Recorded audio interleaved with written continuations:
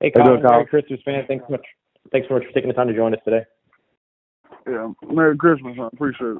So, can you give us just sort of your overall thoughts on the game last night and just the opportunity you've gotten maybe to review things since then?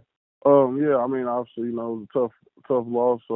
We got a lot of things we're gonna have to get corrected here late in the year, but it's obviously everything is a learning opportunity. So, in reviewing it, we did some things good. Obviously, and then obviously playing a really good team as well, in the Packers. So, yeah, it was. We got a chance to kind of look at it and just trying to take the positives from it and continue to move forward.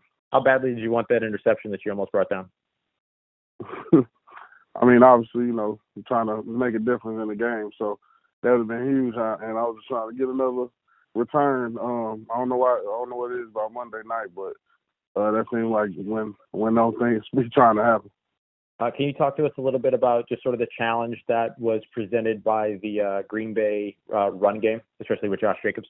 Yeah. Like I mentioned before, they're a good team, and I actually, in reviewing the game, had saw that their entire O-line has been starting for the whole year together. But I think the center missed one game, and that's a testament to them.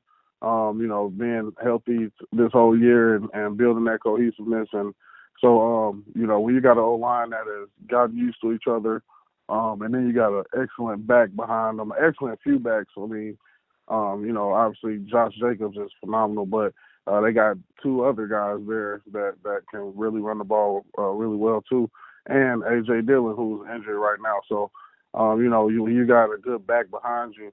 A good back behind you as an offensive line, you want to block even better. So, they had a great running attack, and then also on top of that, they had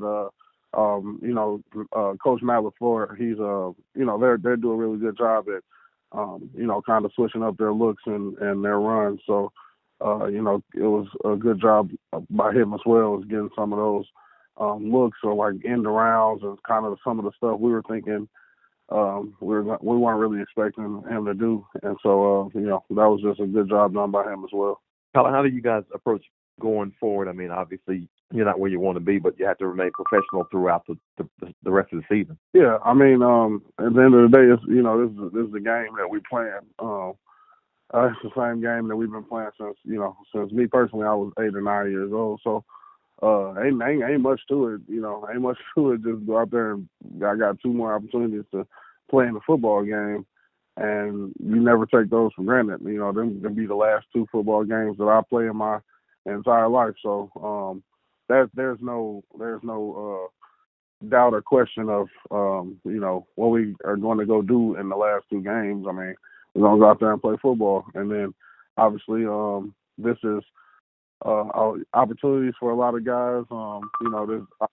Your film is your resume, so we got two more opportunities to build our resumes, and I'm always about opportunity. That's something that I've been echoing my entire career, and will continue to echo until I'm done. Is that I always try and take advantage of my opportunity. So, we're just gonna have to go out there and finish this year out strong, and I know I'm planning to do that. We were talking with Coach Rizzi earlier, and he was mentioning, Derek Carr kind of trying to work his way back, and we asked him a little bit about the potential motivation that he might have with the Raiders on the way. Is that something that you, as a teammate, take note of when there's something like that, like when Chase was going up against Washington, or the potential here for Derek to go up against the Raiders? Is that something that you guys as teammates kind of rally around? Yeah, absolutely. It's special. I even myself getting to go back and play my former team, it's just something that, obviously when you're about to go play up in those different places, you got to kind of that's going up to play in those places, but also just being familiar with the actual on-field play as well. Like playing against teams that guys have been on, especially if we're visiting the place, you want to ask them, hey, where should we go to eat, or, where should we go do this and that. And then if they're coming into town, it's more of the, personnel stuff, like, is this guy, what is he good at? Is this a good run blocker or pass blocker, whatever? And so, obviously, a lot of eyes go to the former player of said team that we're going to be playing that week. And yeah, we all rally behind it because it's motivational and it's also a good source of information. Did you find yourself kind of circling that game when y'all went up to Kansas City when the schedule first came out? Of course. Like, those are the games you live for. I mean, I actually told Brazil, because I was coming off of injury in those weeks, and I told Brazil because I got to start that game, and I was like, he was all for it, and obviously being a good teammate, but I told him, like, one day, in the future, if you're not here in New Orleans and you come back to this Superdome, you're going to understand, you know what I mean? And he was just like, he understood at that moment. So, like I said, being a great teammate, but yeah, you always circle those games. I mean, that's part of your life, your journey, in your career.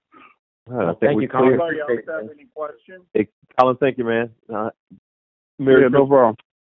Merry Christmas. Thank you, Colin. Merry Merry Christmas. Christmas, Colin, and everyone else. All right. You too, J-Mac. Thanks, y'all.